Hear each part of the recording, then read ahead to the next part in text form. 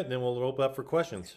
Yeah, excited. I just got off the Zoom with our travel roster. I've been able to meet with these guys via Zoom all throughout the course of the week, but not the same as in person. And one of my favorite things to do is talk about who they are, what they are, and how we want to play the game. And just got done doing that. I was excited to get in front of them. Felt the energy, like where they're at.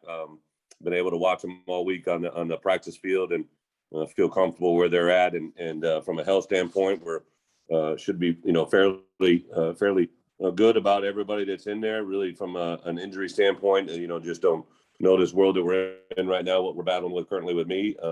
But for the most part, we should be good to go. And excited for the opportunity on Saturday. Got a little different this year. We're actually busing over. Years past, I know they've flown, but just where everything was at, they decided to bus us over. So we start tomorrow on a bus trip, about 4.5 hours to get to actually stay in Cedar Rapids, I believe. So we got a little bit different thing. That's our first road trip of the year, but we've got a plan for that and how our guys need to adjust and handle that. Should be good to go. With that, I'll open it up for questions. Coach, this is uncharted territory for you. Have you reached out to anybody that's kind of been through something similar to get some advice how to manage Saturday? Yeah, absolutely. Not just recently. I've done this for really since I got here. I lived it, through the COVID world in the pros. So we had a plan that I worked closely with Joe when I was with the Giants last year in case something happened. Talked through several people that he had conversed with in the NFL, and then when I came to college, just knowing that in the spring it may happen. I talked about it, and then also talked to a couple Big Ten coaches and other college coaches that have gone through it last year and this year. I believe there was 6 Big Ten coaches last year that were actively going to be unable to participate in the game. Now, a couple of those got canceled, so they didn't actually go through game day. But, the NCAA is pretty clear on what my rules are on game day itself, but really how to handle all the way up until that moment was most of those conversations. Thanks, Coach. Yep. Hey, Coach, it seems like 2 pretty similar teams in terms of style of play, maybe a bit different in scheme on defense. But what do you think are some of the keys for you guys to come out of there with a win on Saturday? Well, obviously a lot of respect for Iowa and how they play. I get the comparisons, but we're 2 different type teams in offense and defensive schemes. Special teams, we're opportunistic just like they are. Have some punters that have a lot of similarities. But I think the keys for us is to play our game, right? Well, we practice Tuesday, Wednesday, Thursday of this week. Even going back to last week with our bye week, we watched them play Minnesota. There were some things that definitely came up in that game that are nuances. Obviously, first complete game with a new quarterback. But for the most part, Iowa is very efficient when they win the turnover margin. When they're at home, they're pretty hard to defeat when they win the turnover margin. They play extremely well with ball control. So we gotta understand that going into the game. But we have to do what we do, right? Defensively, we got to keep the ball in front of us, tackle well, apply pressure to the quarterback, disruption through either the tackles or the ball in the air or on the ground game, and really capitalize on the moments and be great in critical situations. This feels like a game where special teams is going to come into play and be a factor. Would you agree with that? And yeah, it always is. It hasn't really played out that way in our games this year, just because our kickers and punters have been very good about not allowing much return game. But this guy has more returns than anybody we faced this year in the punting game. I really got a lot of respect for what they do. But I think anytime we're in a game that a close Big Ten West game for us on the road, ball placement where the ball is to start a series, right? Starting yard line is going to be a huge factor. So that ball position is going to be a big factor in every game. Thanks, Coach. Yep. Hey, Brett, after listening to the radio show last night, can I just get some clarity on what Pat Ryan's role will be tomorrow and just kind of how you came to that? It sounded like, if I'm not mistaken, he'll be effectively taking over a lot of your duties in the terms of challenges and timeouts. How should you get some clarity on that? Yeah, well, yes and no. So Coach Ryan has been with us, obviously, since last spring, but has not really been involved with us, from a football perspective. So he'll be on the sideline. He'll be able to give information to my coaching staff, but he won't be out of headset. So he really won't be involved with the communication officials. What I like is just his presence, his awareness. He's going to be on game days in the past. He's really been involved in recruiting and what goes on, but I've asked him to be on the sideline. He'll give feedback to not really my offensive, defense, and special teams coordinators will be in control while they're on the field, like in charge of, hey, we need a timeout. We don't have the right personnel, or there's too little time on the shot clock. Defensively, we don't like to call, or it's an end of half in the game scenario, or special teams. But the guy that'll be making those calls and doing and relating to the officials is a guy that has been working with me all year. He's been kind of my assistant that helps me with all varieties. He hasn't been on the field coaching, but John Marinelli is a guy that, and he will wear my headset and be able to communicate with the people involved. And how did you come to John on this? I know he's got a longtime high school coach, but how did he kind of fall into this? Just as this thing kind of unfolded, I didn't say it earlier in the week just because I don't want a bunch of buzz or hype. He's literally going to be nothing but the functionality of what we need to have get done. He's on the sidelines with me throughout the whole course of the year. We work closely on game day. He might give me advice or thoughts on, hey, we got 2 timeouts left. They got 3. I ask him to relay me certain information during the course of the week. I give him projects like on certain games we played, on turnovers by a certain player, missed tackles by a certain player, end of game scenarios. He makes all of those edits for me, and then he's in every coordinator meeting that I have. So he has nothing to do with on the field coaching. It all has to do with meeting room, and he's been with me every step of the way through these 10 games. So he's got a better understanding of everything that I do on game day than really anybody else in our program. So he has that experience coming into the game, and then game day itself will be handled by the coordinators respectively, and he'll just be the relay piece. I talked to the Big Ten office, Bill Carollo. I was trying to see if they would allow me to have multiple coaches be able to, like an offensive coach, Coach McDonald would make great sense offensively, but when we're on defense, I don't want to take away from his ability to work with the offense and the receivers. I didn't want him trying to be on the defense side of the ball. So this allows everybody in our program, coaches and players, to stay on task with what we asked them to do. And now a combo platter between Marinelli and Pat Ryan will be able to kind of function as a go-between for me. And if I could get one more, sorry, what's your level? Do you have a level of concern that you guys might be impacted beyond just you on Saturday? Well, yeah. I mean, I'm a head coach that was, in the building.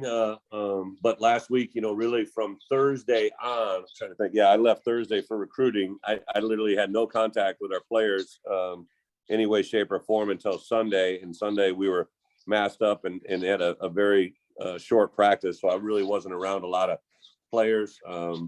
But yeah, I mean, there's really for the last 4 weeks, to be quite honest, when we had the first element, and again, it wasn't a player, it was a support staff, and it was a student equipment manager. But really, it's just been on a heavy spike, the last month in our campus, and our kids are out walking the streets. I wasn't anywhere around them, but the fact that it's in our community, has been a big factor. To be quite honest, my greatest concern was my wife and my kids, right? So thankfully they've been negative through this whole thing. I've been isolated since early Monday morning to where we are today, and unfortunately got to stay that way until they tell me I can come back. Thanks, Brett. Hope you're feeling okay. Yep. Thank you. Hey, Coach, as a former COVID patient, I understand the pains of being isolated. It's quite terrible. But I had a question about the leadership that some of the captains kind of spoke to yesterday. Owen and Vidarian both said they kind of have taken on a greater role of that this week. What's that kind of mean to you to see those two guys do that in your absence? Hey, I loved Owen Carney and Vidarian Lowe long before yesterday. But when I read those comments last night, when it's COVID appropriate, I'll give them a big hug, because I have grown so much getting to know them, and if I've had any impact on them on where we are today, to hear your players regurgitate what you say and what you believe in. There's a lot of things that I saw this week in media from our players, and even just to feel their energy in the meeting I just had with them. I know what they're capable of doing. I know what they're trained to do. And, I've really said this all along, right? It's not what happens, it's how you react to what happens. And when it's at its worst, we're at our best. And those aren't cliches. Those are ways of thinking. And that's what you got to lean on right now. I'm excited. We didn't just train for the Iowa week this week, right? We've been training on this since January, and I think that's the effect of what we see. And then to follow up, you kind of said that there with you didn't train just for Iowa, you've been training for this entire thing. How much of, I guess, this week will be an indicator of everything that you've kind of built since getting here in December? Yeah, every game it's independent soul, but it's a Big Ten West road game, against a team that we greatly respect. Every game takes on a life of its own, but I'm excited to see where they're at. We're going to have to battle through adversity. We're going to have to ride the highs. It's a very good football team. I think they're ranked number 2 in the country at one point this year. So know what they're capable of doing and how they're capable of playing. But I am excited to see where they're at. And isn't one game's not going to determine the season, but I can't tell you how excited these walls are. I feel bad for any piece in this house, right? Because I know what I'm going to be doing on Saturday, but unfortunately I'll be self-contained. Thanks, Coach. Appreciate it. Good luck with the rest of your isolation. Thanks, man. Hey, Coach, just out of curiosity, how will you take in the game? I obviously listening on the radio, I assume. But no, I mean, are you watching it like anybody else on TV? Do you get a special link or something? No special links. I'm not that special yet. But I would I'll give you a sneak preview, right? So right now, I'm planning on watching it on that TV or that TV or that TV or that TV or that TV. I don't know which one I'm gonna when I have the ability to watch it. I said I want where I'm gonna watch it, and I want a backup plan. I want a backup plan to that backup plan. I just want to make sure I'm going to be able to take it all in. I'll be able to tune into FS1, and I don't know if I'll turn down the TV volume and turn up the radio volume and listen to Brian and those guys call it or what. I'll probably do a variety of different things. My wife and I both enjoy the game and love the game. I've never been able to watch my team play with my wife, but she's not in the same building as me. So I don't know what we're going to do. We're going to kind of talk through that. I'm just excited to get there. And then I understand the results will go to you on your record. You good with that?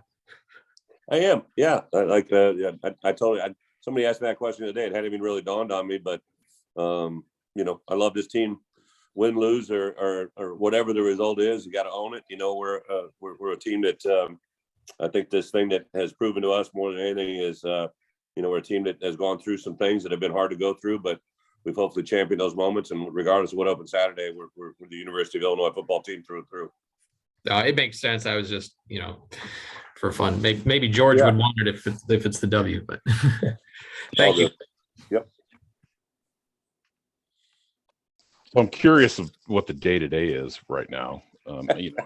I see your 5 screens there. I'm sure you're trying to do the same thing you'd be doing as your office. But is there any, like I'm bored, I'm going to watch some Netflix? I mean, is there anything like that? Or are you just full same mode, just isolated? So I probably shouldn't admit this, right? But I'm a 51-year-old man on this earth that I can't even comprehend what you just said. Like, I've never watched Netflix in my entire life. Like, my wife and I, like, people laugh at us. I think it's because she's extremely cost effective. She doesn't allow Netflix to be anywhere on my menu. I also I don't watch much except for sports and what we do. So there's not a lot of variety, but one of the options I have here in my new setup is Sling. I didn't even know what that meant, right? To get TV. So, no, my day is really, we start in the building usually, somewhere, well, our players are all in the building before 6:30. So coaches were in there between 5:30. That hasn't changed. My head clock still goes off.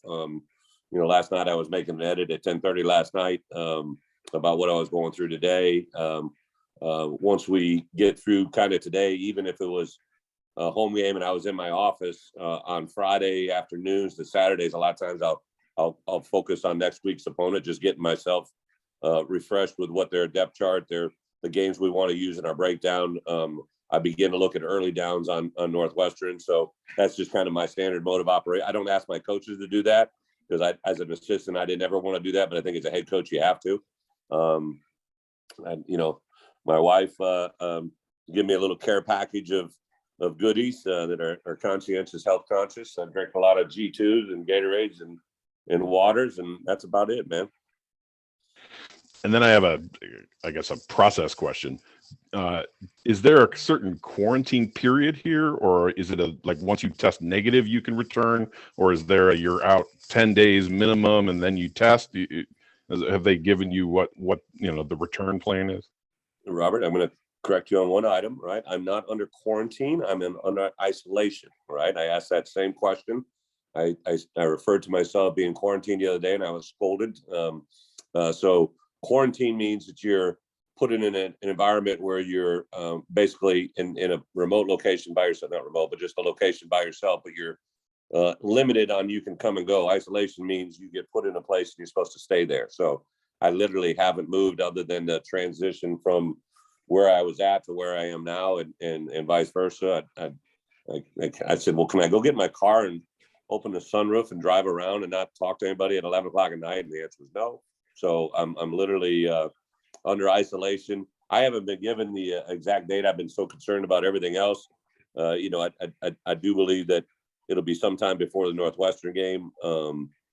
And I tested negative on Saturday, and then Monday was a positive. So I don't know where in between is going to go, but I'll just do what they tell me to do, and hopefully I'll be back for Northwestern. Okay, then one just final question. Yeah. Can you like order DoorDash or have any food delivered? I actually don't, because I kind of want to stay. I don't want people to know where I'm at. There's very few people. I will tell you, I'm in the CU area, and